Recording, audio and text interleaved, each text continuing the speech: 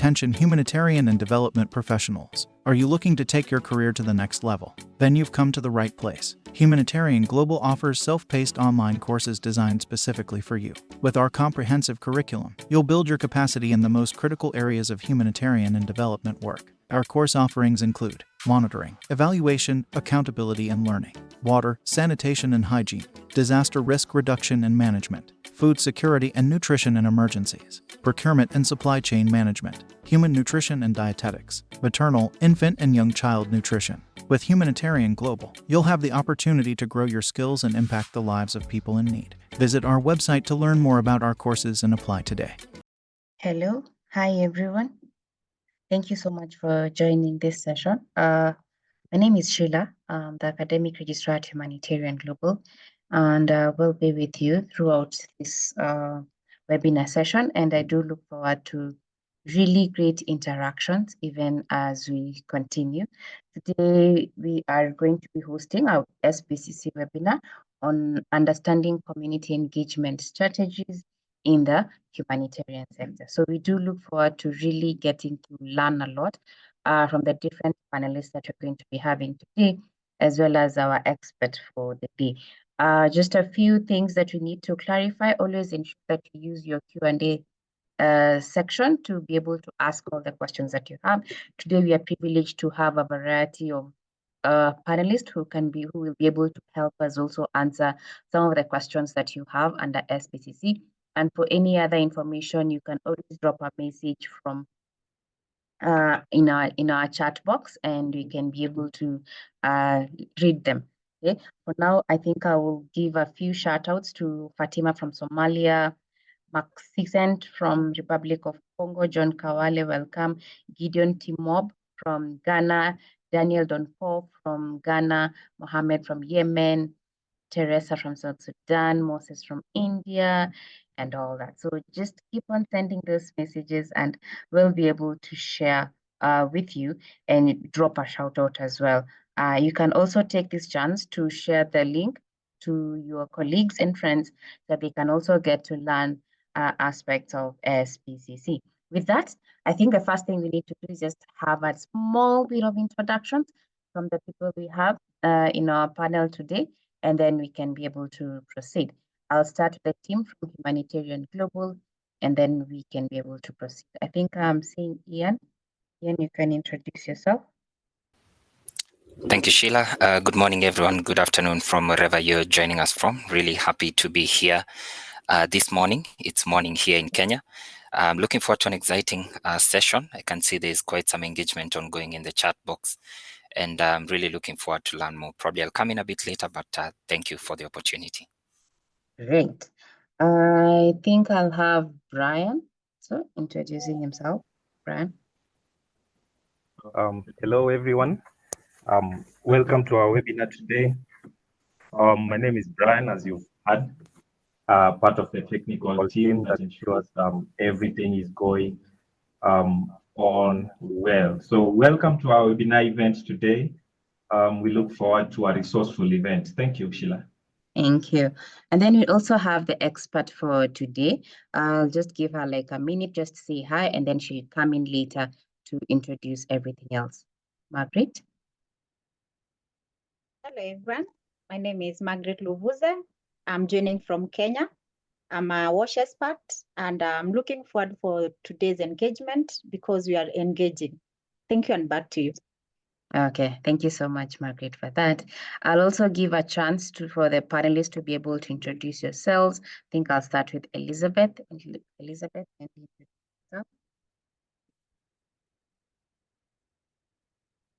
you're muted, Elizabeth. Sorry about that. Good morning, everyone. I'm Morning. Elizabeth. Yeah, Dede Jackson. I'm happy to be part of the webinar today and also part of the panelists. I know we are here to learn and also share what we know with everyone. So I welcome each and every person in this forum. Thank you. Great. Thank you so much for that.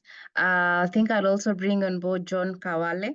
introduce yourself. Well, good morning, everyone. I'm John Kawale from Malawi, and I'm working as a technical specialist on SHGPV in Malawi. And I'm looking forward to a lovely engagement with all of you.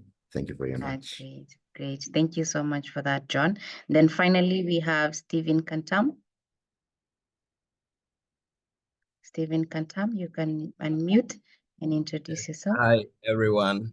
My name is Stephen Kantam from Ghana, and I'm very grateful to be part of the team. And we are looking for an exciteful engagement. And we hope that at the end of the day, the knowledge that will be acquired will be put in use. Thank you, Sheilah. We are grateful. Great. Thank you.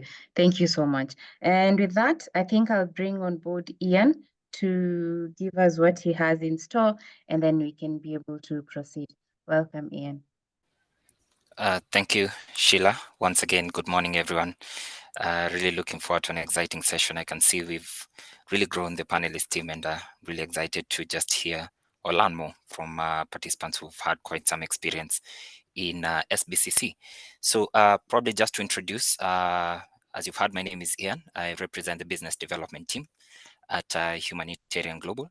So in terms of probably you're looking to engage our institution when it comes to capacity building, probably you're coming from an organization perspective, you want to build capacity for your staff.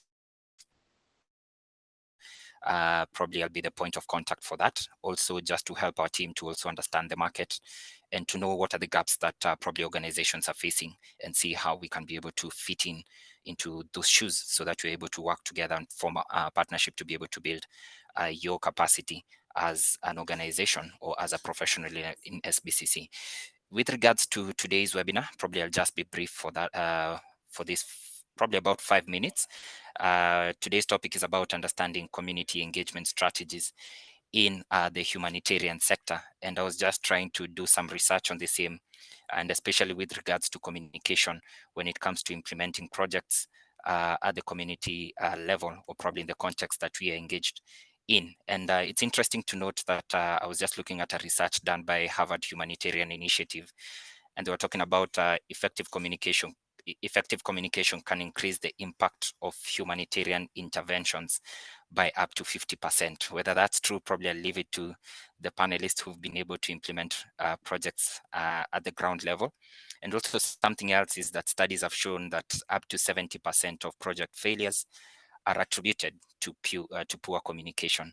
So it's quite interesting to note the role of communication in the initiatives that we are probably implementing at the community level. So this session is just to understand the strategies that we can use to probably engage with the different communities that, where we are currently implementing projects or implementing interventions, basically to just make the world a better place. And probably for us as professionals in this space, I would just like to pose a question to everyone. Probably we can use the chat bot as a place where we can just deposit our ideas.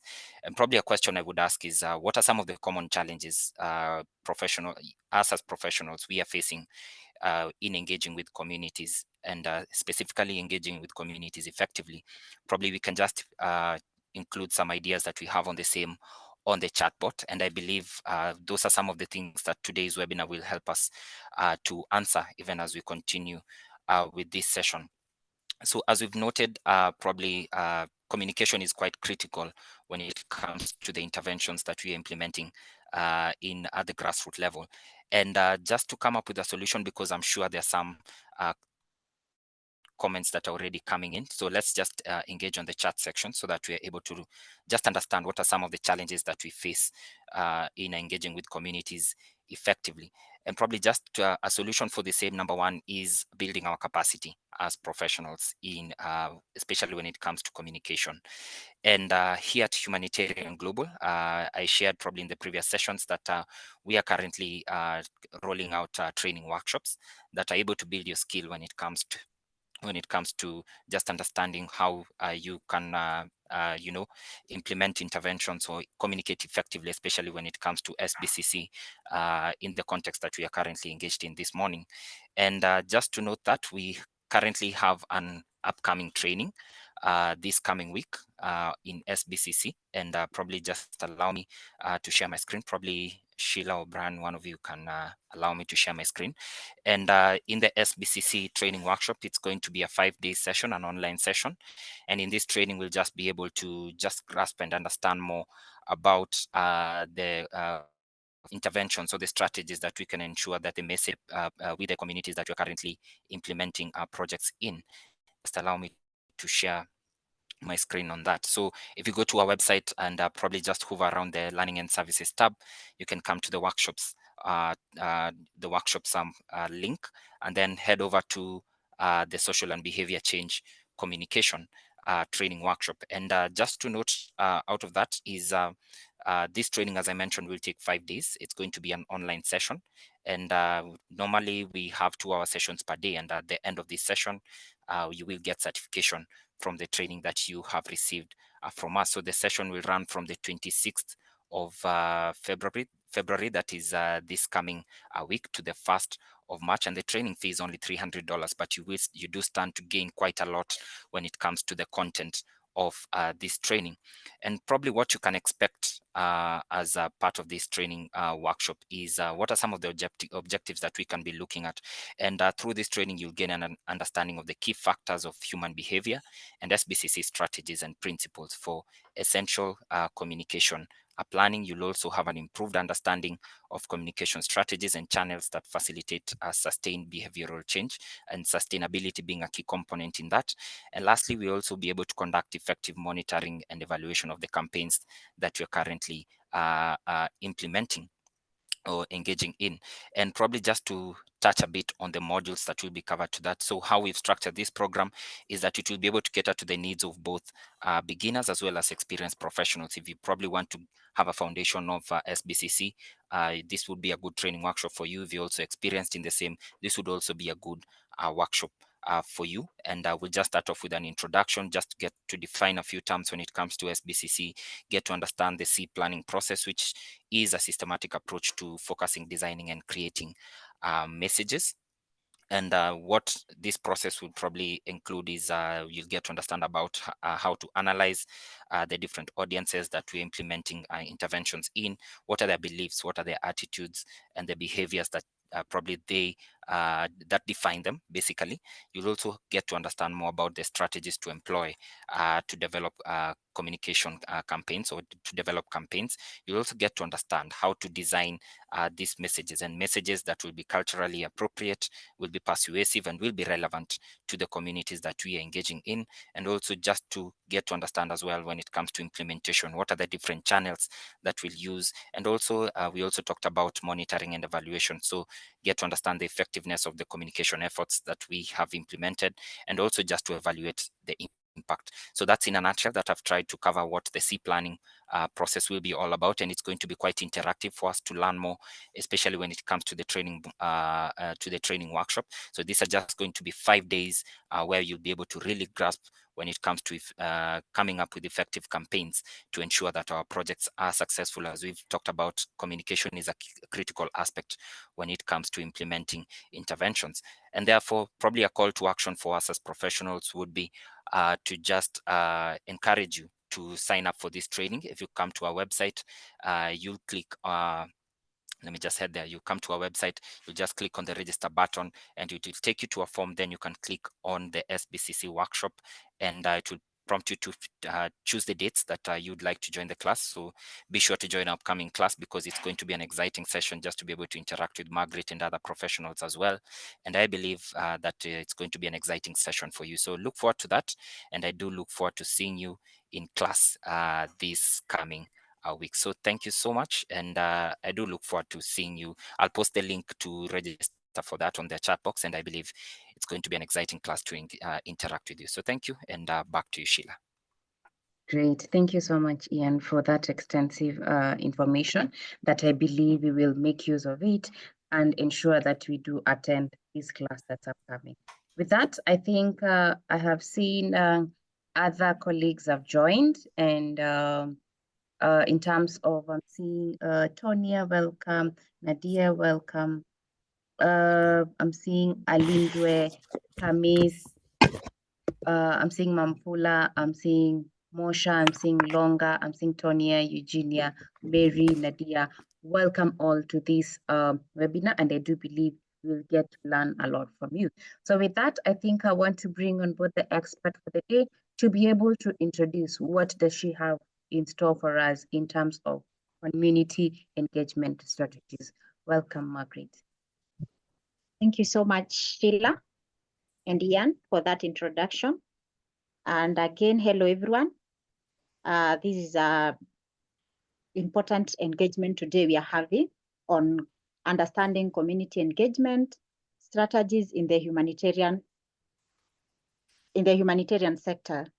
So without much ado, I'll just like to welcome my panelists, Elizabeth, Prince Chilogo, Joan, and Stephen, and others for this discussion, because we all know that community engagement, it's a wide tool which is used in SBCC. So what is community? For an introduction, what is community? So when we talk about community, we are talking about building relationship and interaction, whereby we work collaboratively with community to build meaningful relationship, and to be able for us to, this will help us to be able to work together and improve in terms of ensuring our programs are running smoothly. So today we are going to cover 4 topics, and I welcome my panelists to cover 4 topics so that we can discuss effectively how to fully understand and how to fully be able to ensure that we are able to engage with our communities effectively. So I'd like to first invite Elizabeth to introduce to us the first topic, which is basically to ensure that we are levels of community engagement. Which are these level of community engagements we are dealing with? So Elizabeth, welcome, and take the mic. Elizabeth, if you can hear me. Yeah, thank you so much, Margaret. Thanks everyone for joining. First of all, what I want to say is, of course, in community engagement, we can engage with the community at a range of levels, like in different levels. It is starting from providing advice and also maybe co-designing the process in order for us to undertake aspects of engagement and delivering, like projects, in order to meet the outcome of the projects. No matter at what level of engagement we are deciding, or as a partner you have decided to, we should make sure that system is always designed and is also in place for long-term sustainability, and also ensuring that we meet the population or our community current needs, and also the future needs. In humanitarian situation, it is particularly always crucial for us to assist our communities in building their ability, and also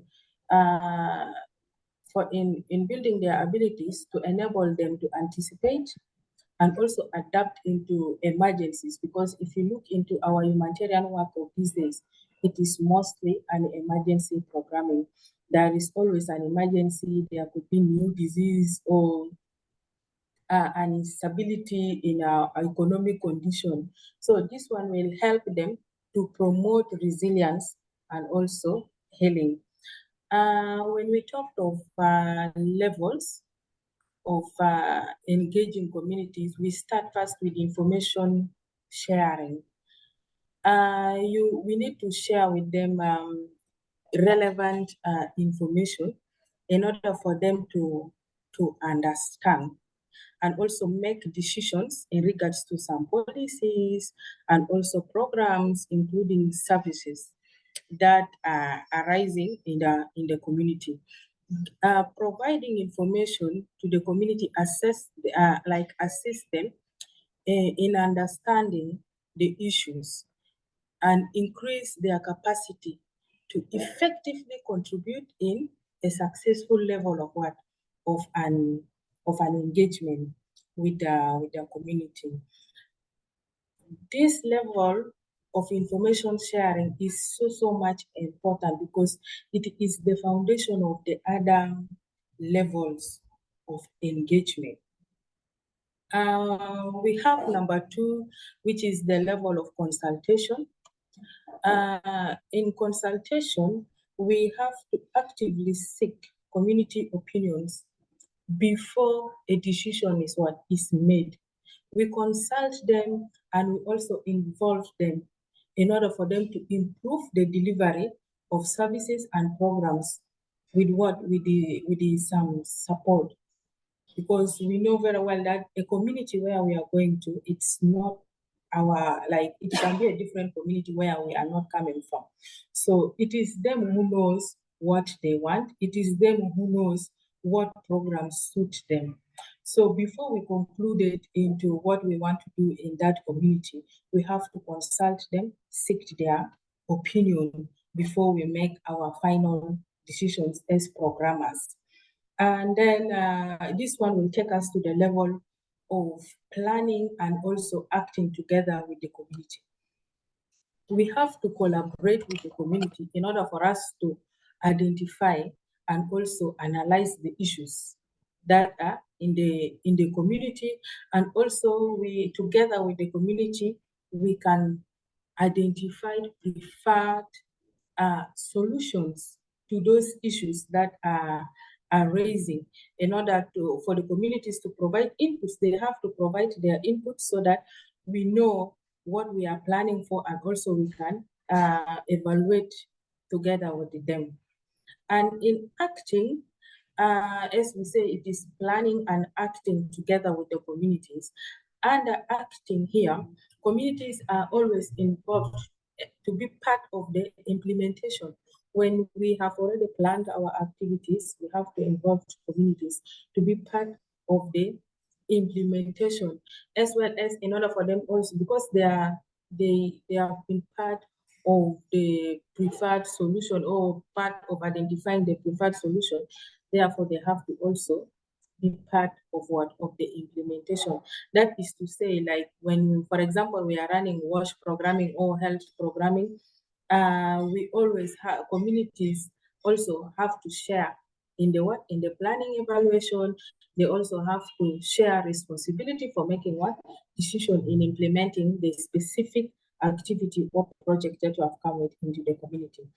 And the last levels that we have in engaging community or community engagement is the community directed, whereby communities are empowered in order for them to develop systems for self-governance, and also they have to establish and set priorities, implement interventions, and also develop sustainable mechanism for development with the partners as part of support network. As I've stated initially, that we as partners, we go to the community, but we are implementing with the community hand in hand.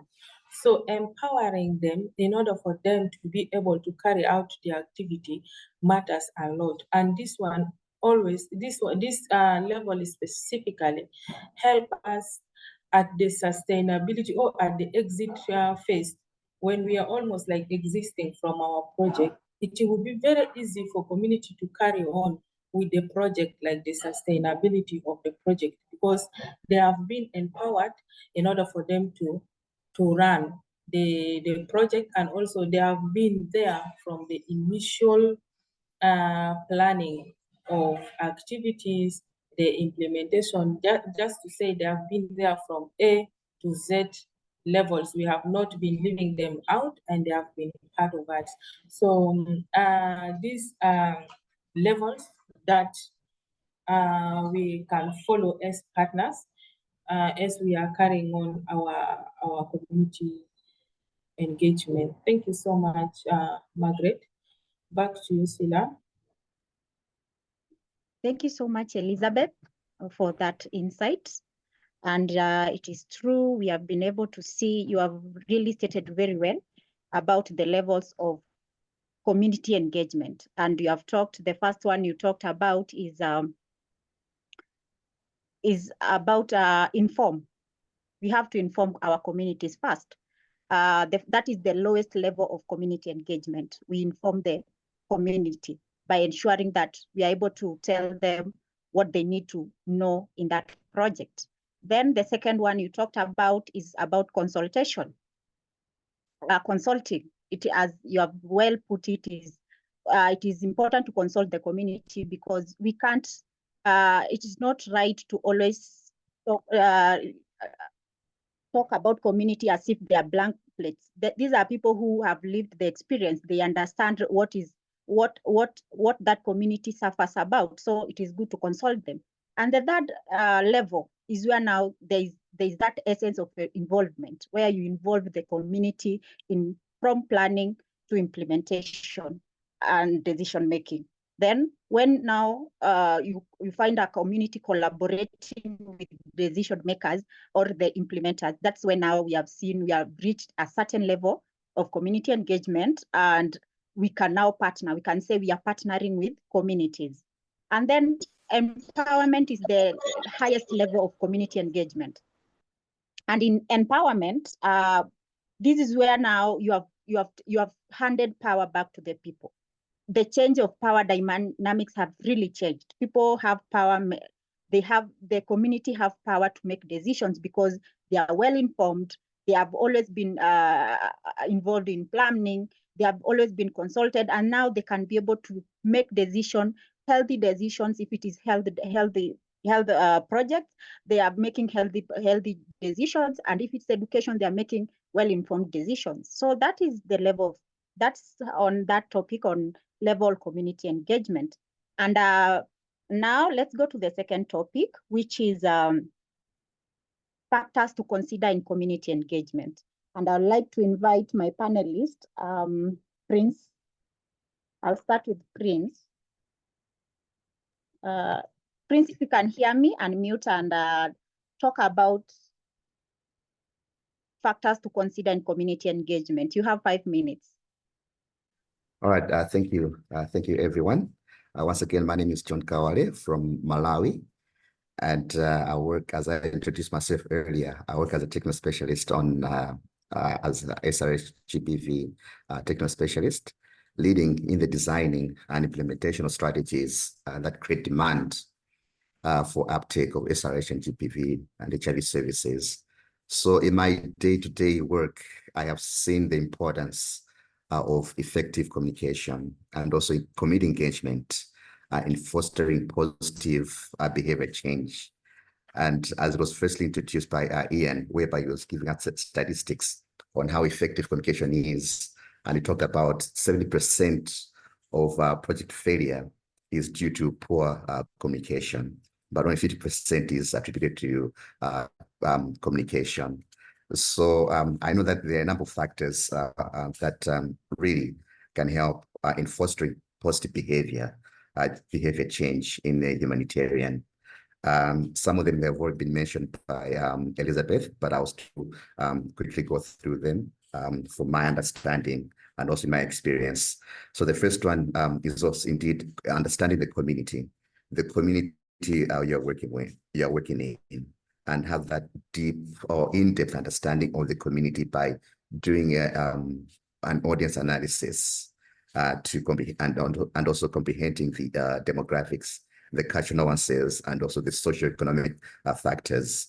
So one has to really understand in the community that they're working in, who am I working with, who am I targeting, what is their cultural nuances, and what are some of the socioeconomic factors that I'll be facing in that. So understanding this, it will help you to tailor-make your messages that really resonate well with the communities and also their characteristics. So one really has to know and understand the community for them to come up with good messages and communication strategies. The second one is on the participatory approach, which was also well elaborated by Elizabeth, whereby you really have to involve and also engage the communities in all areas in the designing process, in your intervention. And so I really do want to emphasize and agree with what Elizabeth says, that involving them, it helps them to really have ownership of the project. I remember even when once the project has ended, they'll still have a sense of ownership because they were involved throughout the whole process. I'll give an example. In one project where I worked with, it was on maternal and child health, where we were involving the community members in the designing, but also helping them to identify the gaps that were there and also come up with the solutions for themselves. And through that, they were able to mobilize the resources. And so 3-4 years down the line, after the project had phased out, I was still getting calls from the communities that we'd be able to raise enough funds for an ambulance.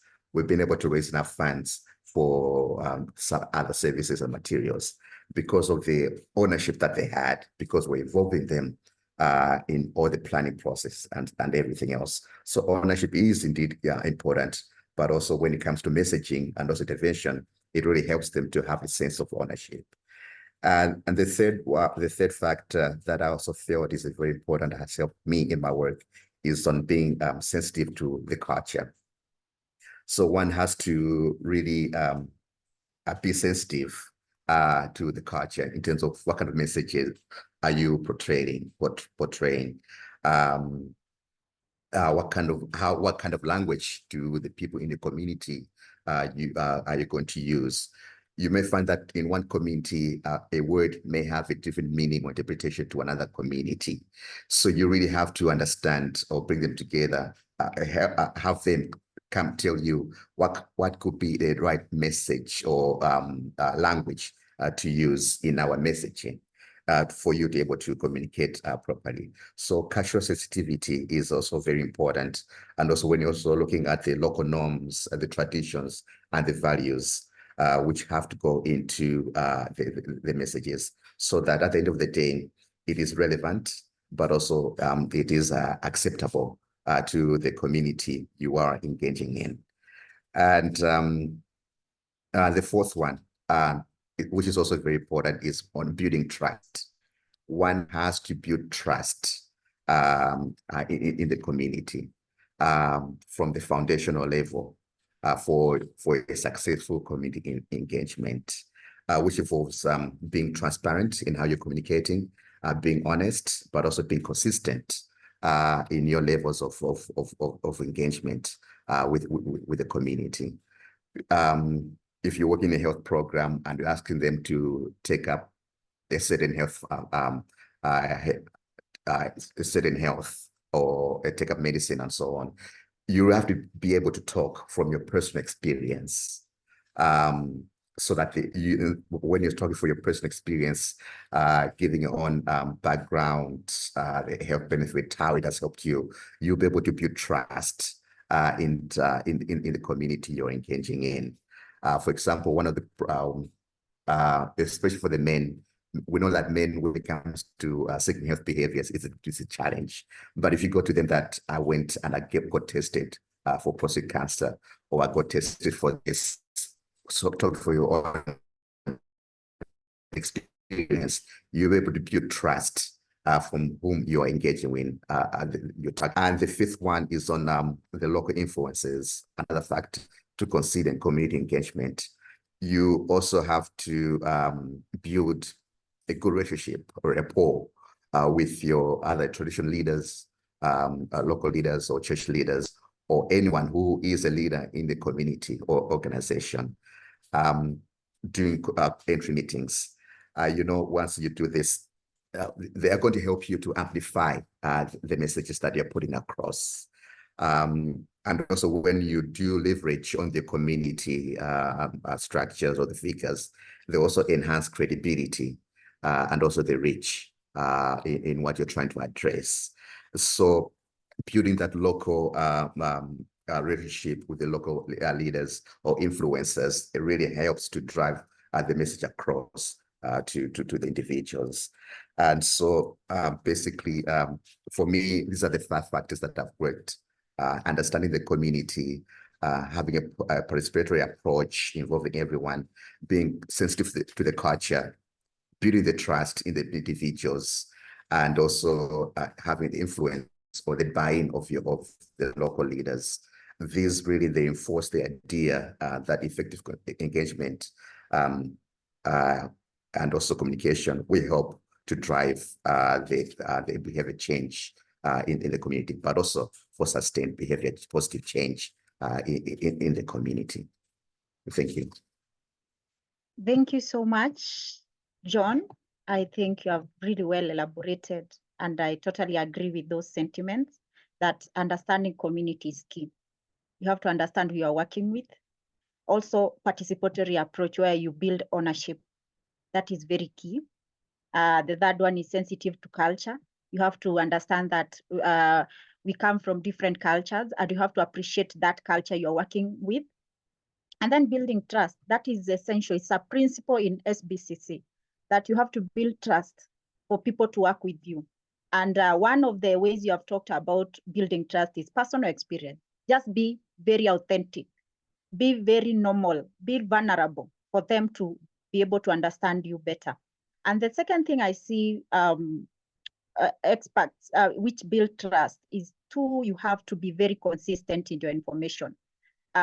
Be very consistent in terms of what you are sharing in all the media or all channels you are using. Be very consistent so that people can be able not even to have a little doubt on the information you are sharing. And then local influence. You have to work with the local leaders. You have to work with key opinion leaders for you to be able to well capture community engagement. And just to add, I had also some of the factors we consider in community engagement, and I look it in terms of the people who you involve with. You have to consider also gender issues.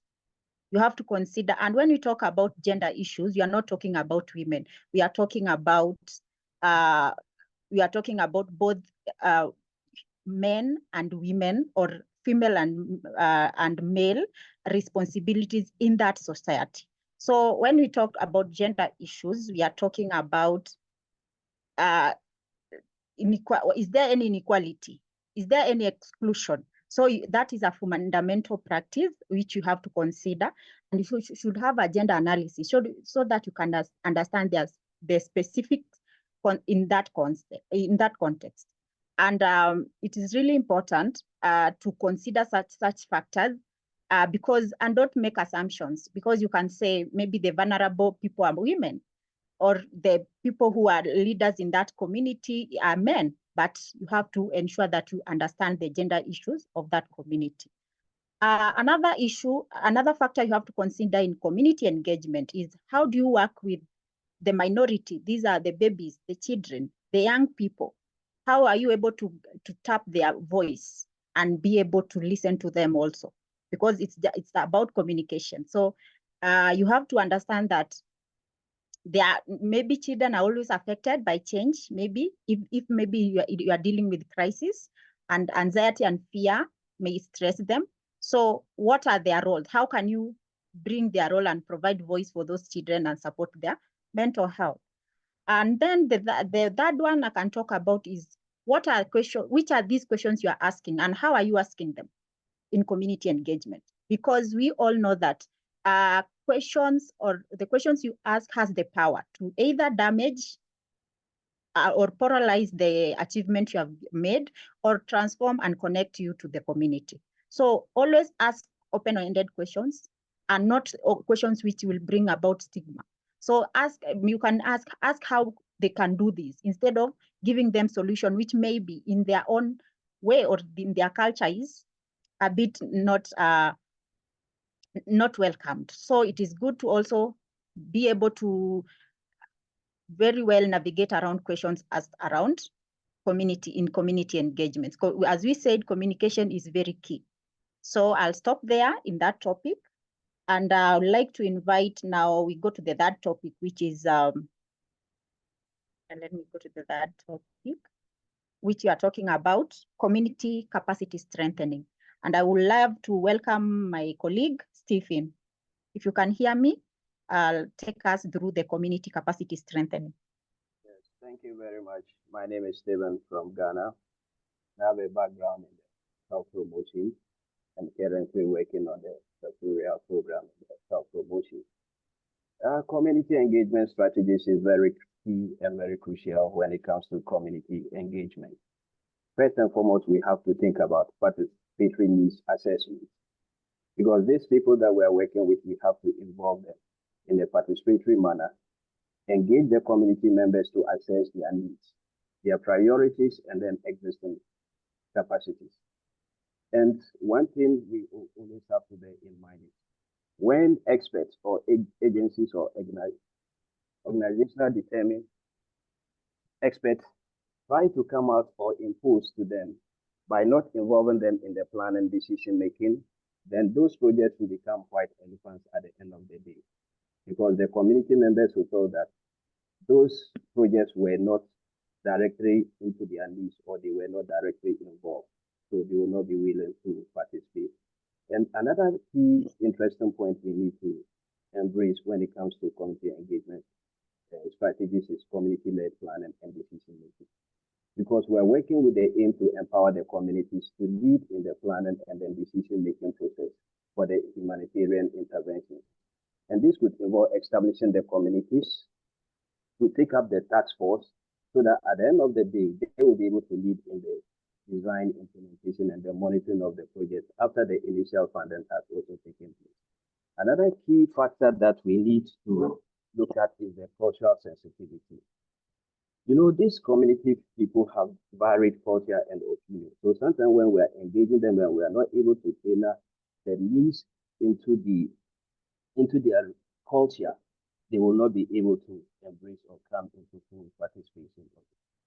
Then another thing that we need to embrace as experts is how do we promote local solutions and innovations, local solutions and interventions.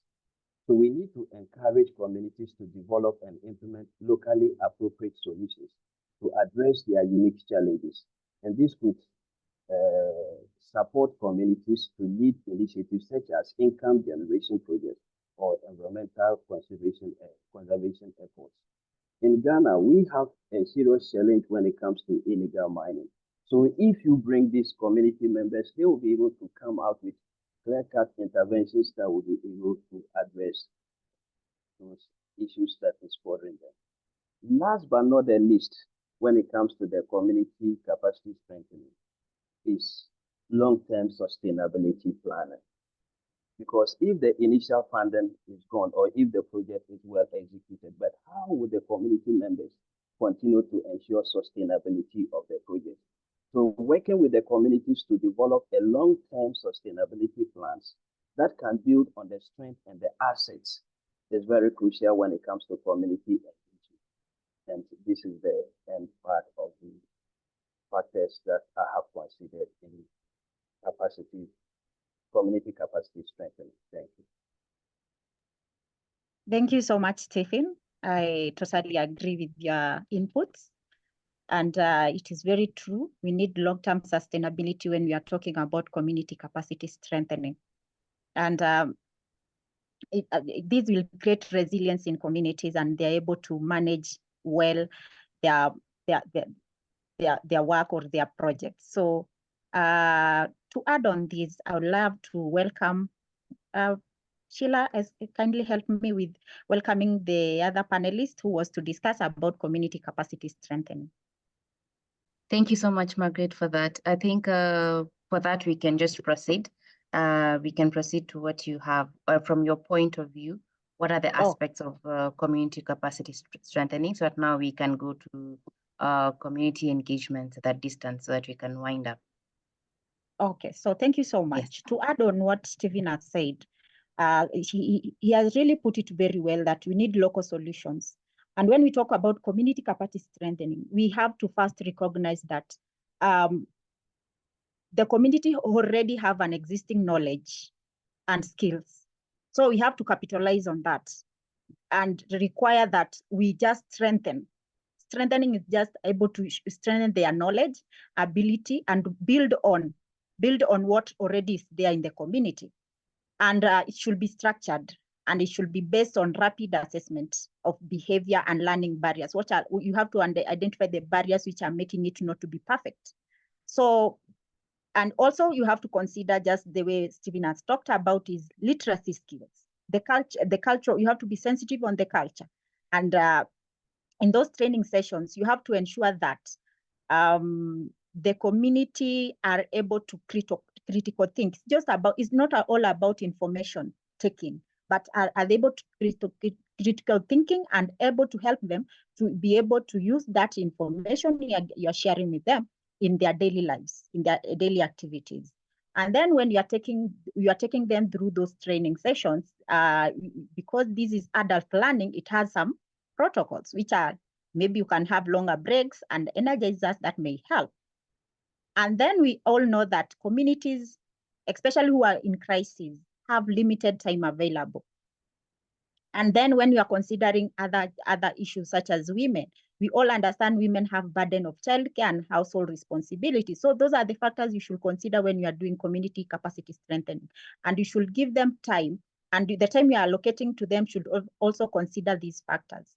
And then the other groups which will not leave them away, who are these groups, such as the people living with disability, how you are able to cater for them to attend such capacity strengthening and attend these trainings arrangements to facilitate their access, and they are able to gather to be capacity built well in such scenarios. So to support engagement, especially in crisis affected communities, it is good to have a in-person contact to prevent insecurities or other community members in humanitarian personnel. And then we should identify intermediaries or stakeholders whom we hold discussion through information and which are supposed to be communicated. So that is all I had about community capacity strengthening. And this is just to ensure that we are able to pass knowledge very well, the skills, and to change behaviors in the community. So that is it in that topic. And then we'll go to the last topic now, which is community engagement at a distance. And I'd love to welcome Sheilah, assist me in welcoming the other panelists. So thank you so much for that. And I believe we are almost coming to the end. And for now, we need to look at what do we mean by community engagement at a distance? And we'll have Mampola be able to give us her point of view. Welcome, Mampola. Good morning, everyone. Thank you so much, Sheilah, for the introduction. I hope I'm audible. Please just give me a thumbs up. Yes, Great. you are. Awesome. As Sheilah did mention, my name is Mapula Sidia. I am a program manager here in Botswana, and a program that I manage is called Sky Girls. And just by way of introducing the program itself, it is a social and behavior change campaign. And what we do is we use social marketing techniques to be able to build empowerment as well as resilience among teen girls. And through this, our work ensures that we are able to change that behavior in issues such as tobacco reduction, climate action, as well as sexual, reproductive, and health and rights. So immediately when you speak to community engagements at a distance, we have to think of just looking at the program that we are currently running and how we use a multi-channel approach.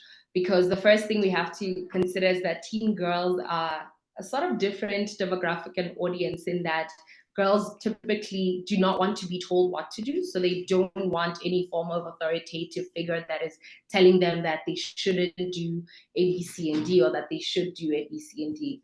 So what we have done is instead of focusing on the issue at hand, what we try to do is start with the girls first, start with what teenagers care about. This would be their interests. This would be where they hang out and places where we can access them, so that way we are able to seed in our issue messaging in platforms where they already exist for the girls.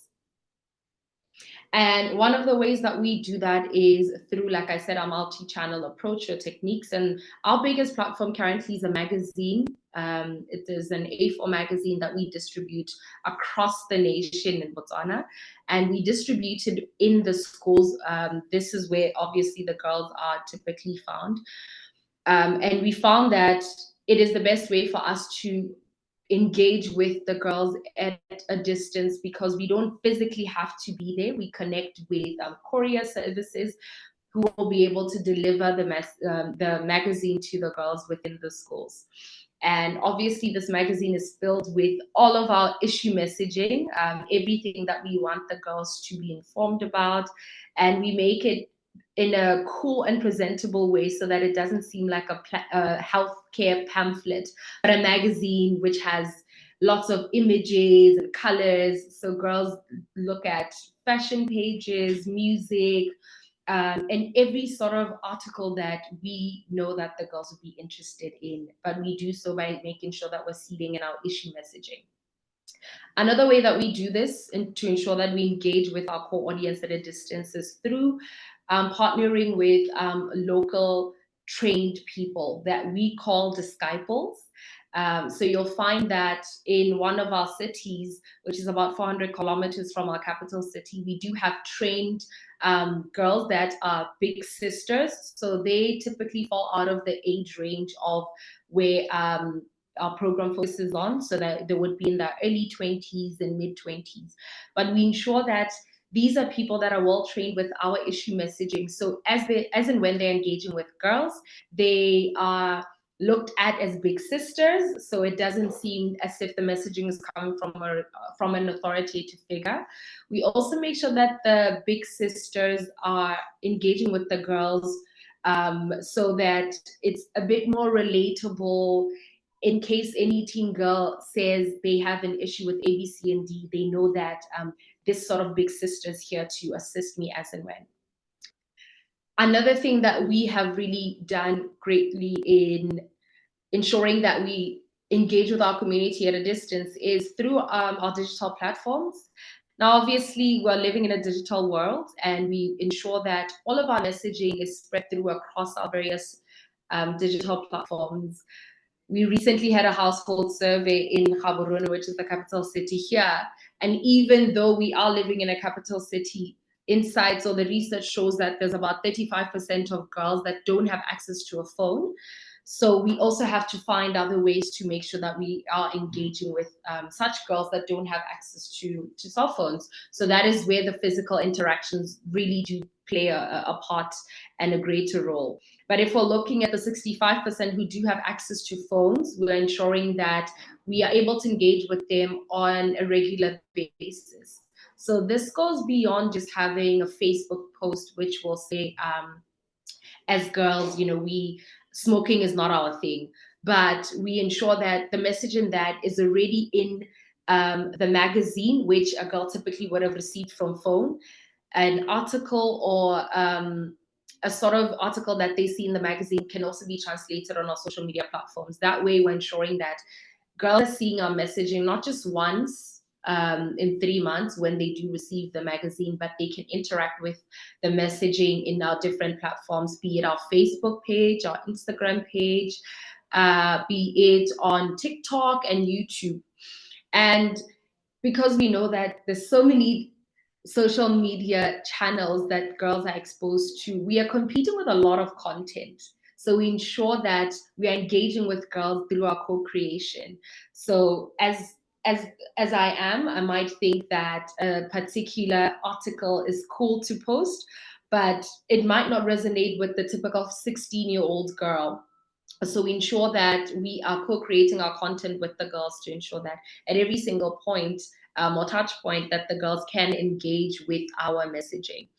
And then finally, because we are dealing with teen girls, they want to be cool, they want to be relevant, they want to feel as though they are part of something bigger than they are and feel as though they have a support system. And this is where our Sky network really comes into play, where girls feel that they are part of a sisterhood, instead of just feeling as though they are alone. So within the sisterhood, we also ensure that we have influencers that the girls have told us that they like, that they adore. This could be actresses, it could be singers, it could be content creators, and we ensure that we are able to engage with the influencers, and we feed them our issue messaging.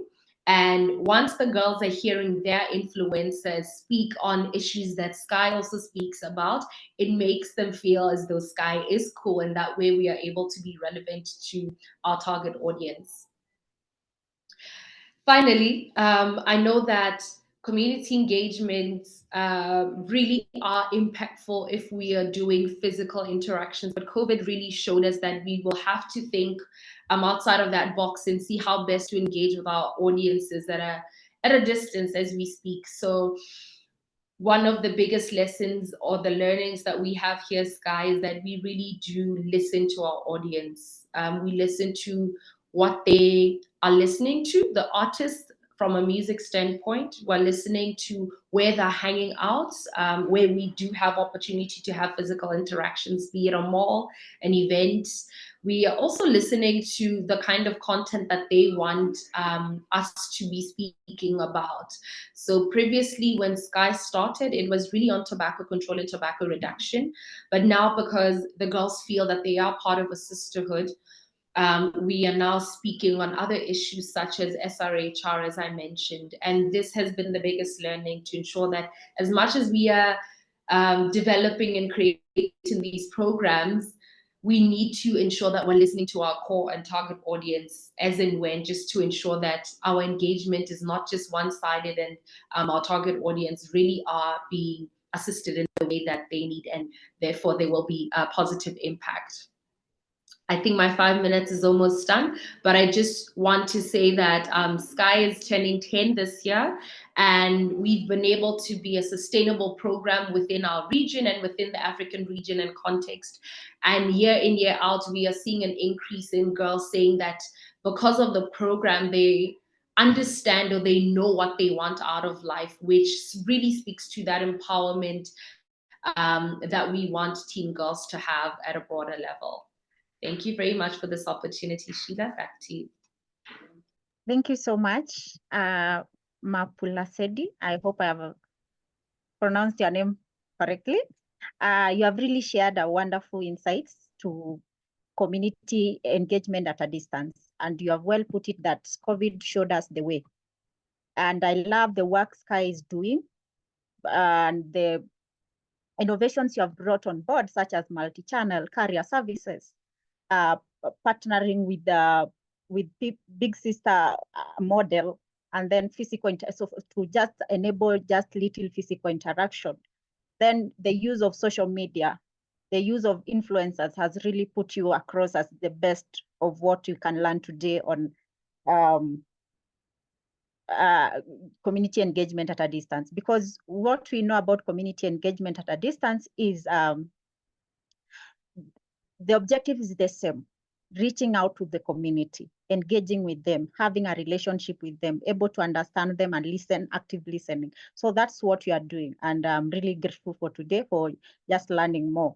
And Sheilah has helped me to invite the second panelist to just talk more about.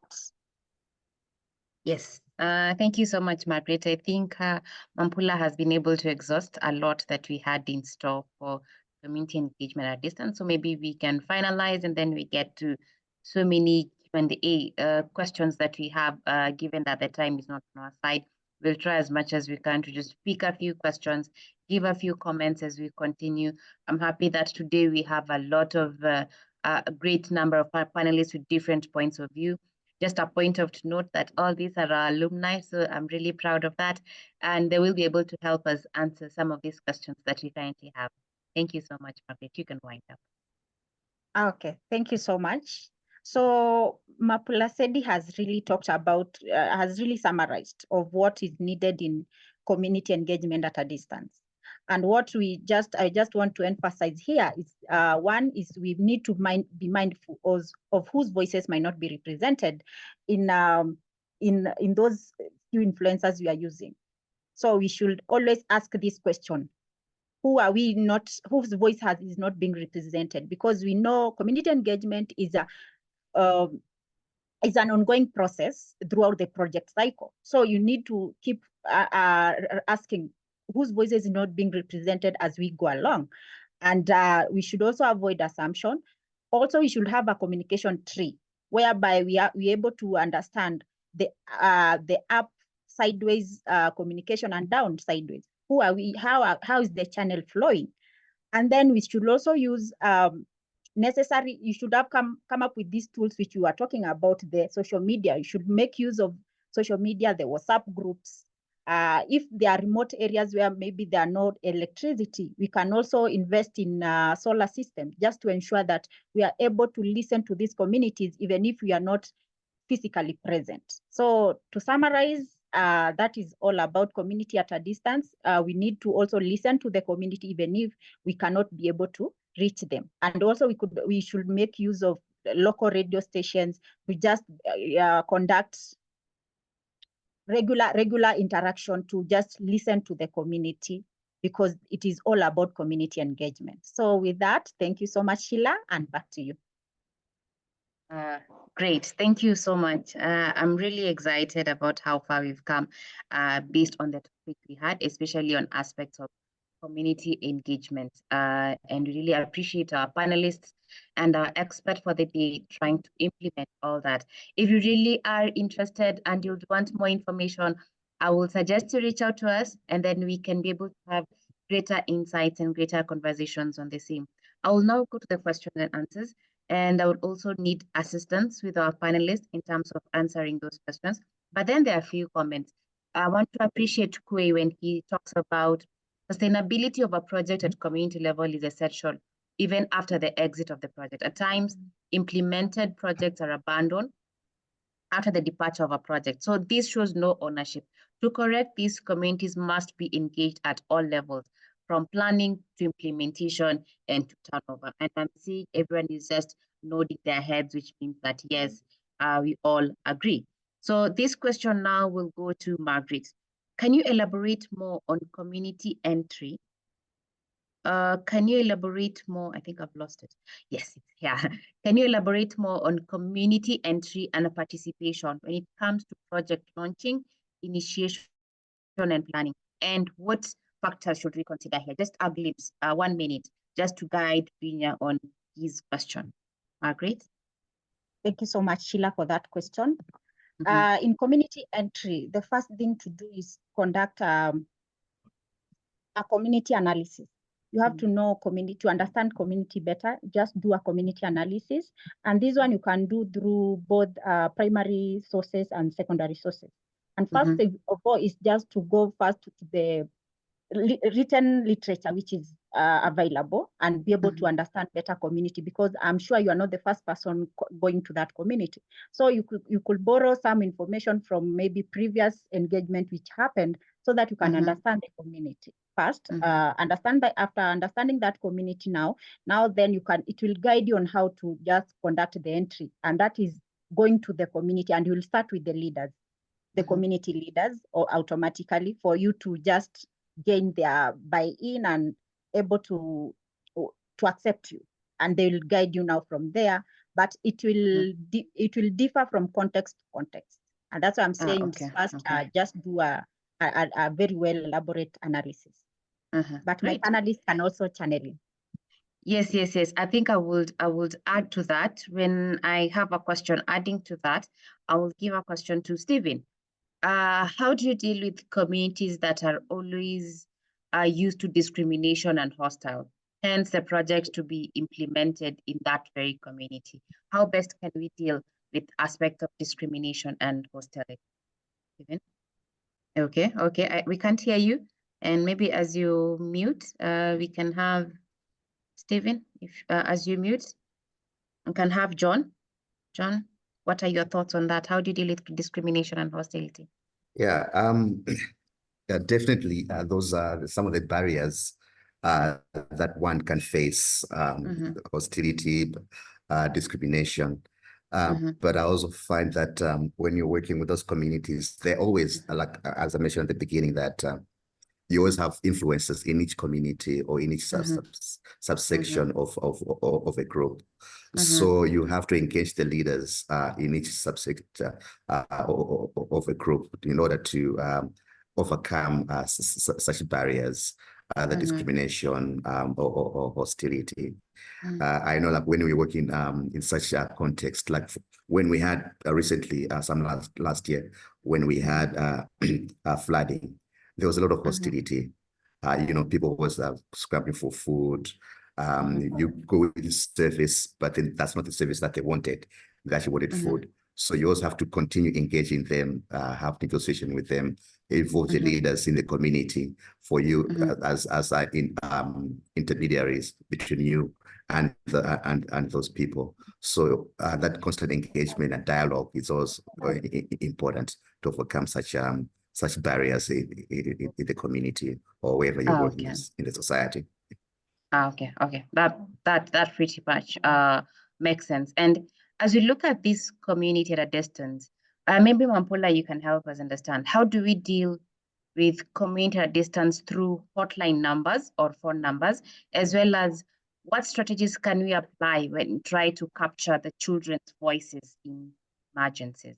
So tell us about hotline numbers or phone numbers using in the community at a distance, and as well as children's voices, especially in emergencies. Okay, thank you so much, Sheilah, for that question. I think when it comes to, all right, great.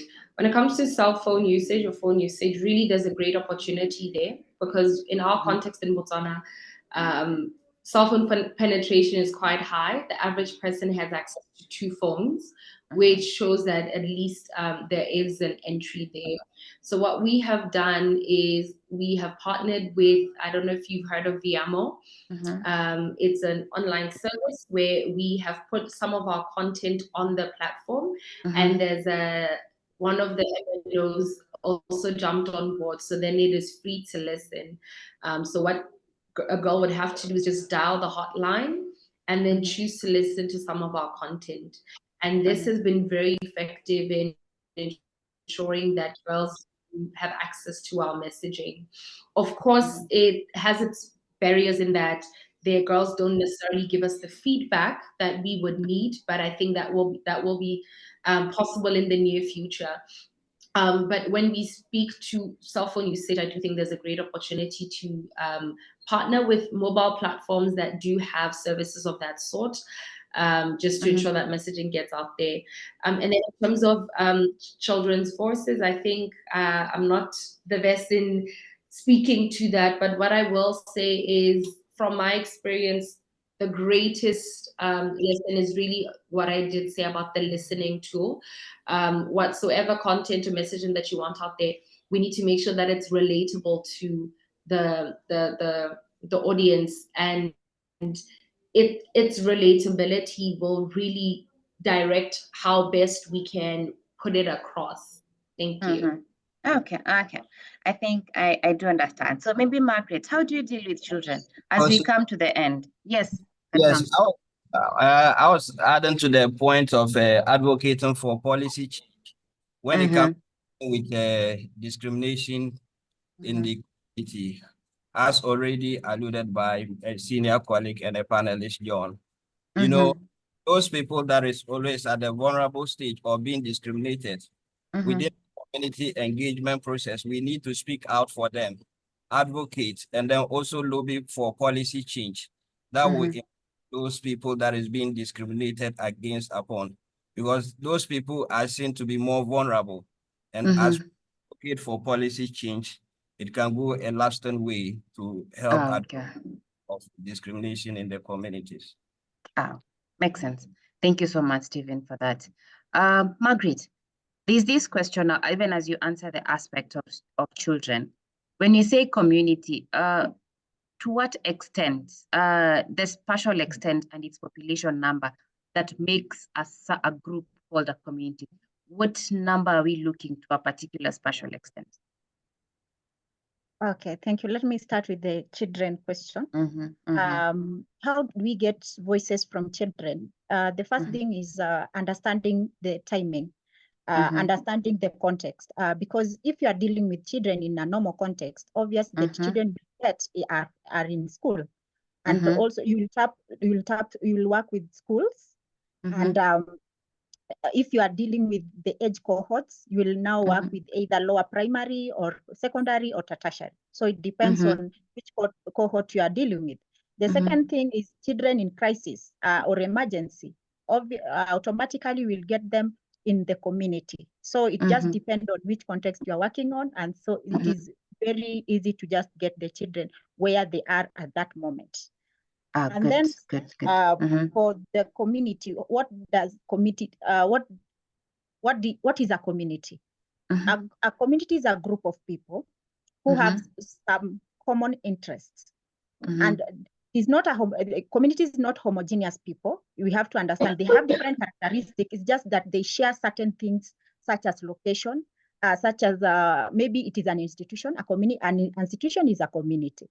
There's a panelist who talked about they are dealing with the community of peers, which is a young age girls. That is a community on itself. So peers also can make a community. Ecosystem can make a community. Like we are the African community. We can talk of African community because we are in certain geographical location, but it doesn't mean we have the same culture, the same aspect, the same characteristics. So what brings us together is that it's what called a community, but you can't equate it to a number.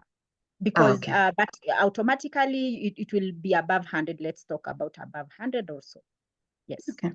Thank you for that. I have a few questions that I'll allow the attendees to be able to ask by themselves.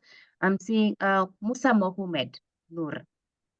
Musa Mohamed Noor, you can speak. You had your question.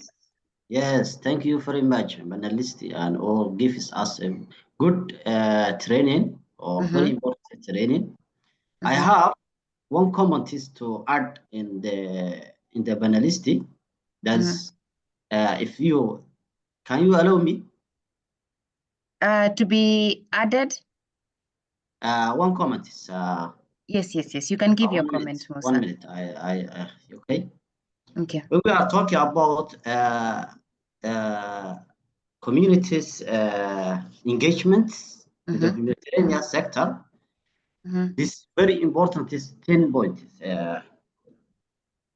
Participative approach, number one, building trust and relationships, and also cultural sensitivity and respect, and also effective communication is number 5, capacity building and empowerment, adaptation and flexibility, inclusion and diversities, conflict sensitivity, accountability and feedback mechanisms, long-term engagements, sustainability. All these is a very important is when we are talking about community engagement is in the sectors, all sectors, not one sector, all sectors. And I appreciate all panelists to give us hints in engagements. Thank you. Thank you so much, Musa. Remind me the next time we'll add you as part of our panelists so that you can also share some of those things you have. We will definitely love to hear more of your insights. I'm from Somalia. Good. Good. Thank you so much, Musa. We do appreciate. Can I pick another question? Time is up. I think I'll choose Binya Samuel. You can speak. You had raised your hand. Yes, thank you very much. This is a privilege, and I just wanted to give you a thumb up for the very good sessions that you have had. It's a very nice one on community engagement. Good. My question is, in the community, as one of the panelists said, we work with the children, and of course, with the children, when it comes to engagement, of course, mostly we do neglect them simply because of their vulnerabilities. So I don't know when it comes to community engagement, because I need to understand in reality on the fact that if we are engaging children, like for example, in terms of the aging, because we don't bring all of them together, but of course we have some appropriate age that we need to engage with. So we realize the behaviors and their attitudes towards maybe the project that maybe we'll be implementing. And these are people that maybe these are beneficiaries that we directly link with. So how do we have to go with that when it comes to harmonizing the aspect of the project together with the children that we're working with, so that they're able to understand what exactly they're engaged in and what they need to pick out of the project. Thank you. Okay. Margaret. Thank you so much, Samuel, for your question. And I totally agree with you that sometimes we tend to forget or neglect children's voices in our projects. And I think engaging with children, it depends on projects to project. And I'll give an example of a WASH project. A WASH project, when you want to engage children, we'll engage from school, from as young as 5 years, school-going children. In PP, here in Kenya, we call them PP, is it lower classes children, 5 years, let's talk of 5 years and above. And we'll engage them in terms of, first, we have to seek consent from the guardian or the parents. You have to seek consent to engage these children.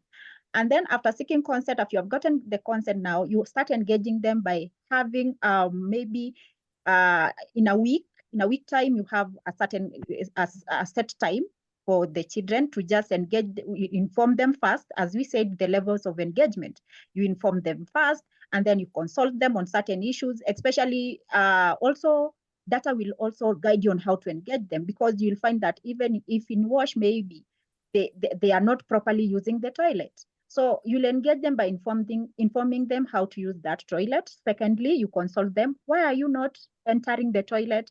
Why are you not locking the door? Such questions. You'll consult them. Then they'll be, with the answer now, you'll be able now to involve them on how to better use the toilet. So that's how you engage the children best. Yeah. Okay, thank you so much. I think my time has so much gone. As much as I would want us to continue, I'm sure we will have another session like this organized by HG sometime next month. So with that, allow me to say thank you to our expert for the day. We have really learned a lot. Thank you for the coordination. Thank you for being able to just be there to direct us on the aspects of SPCC. I want to also give a good thank you to the panelists for the day. I know you've committed them to, you were to do something else, but then you've chosen to just be here with us and put in your views and your thoughts, and also trying to make it more practical. I want to appreciate that you've made it more practical for us to understand the aspects of community engagement. And all our attendees, thank you very much. Thank you for the support. Thank you for being attentive and just trying to put in and listening into all that we had in store for you. We do appreciate. We have our Discord platform that will be able to answer the remaining questions that we currently have with the help of our panelists and our expert for the day. So please ensure that you join Discord to be able to interact with other people who are also in the humanitarian world. With that, allow me to end there, and I wish you all a wonderful day, evening, wherever you are.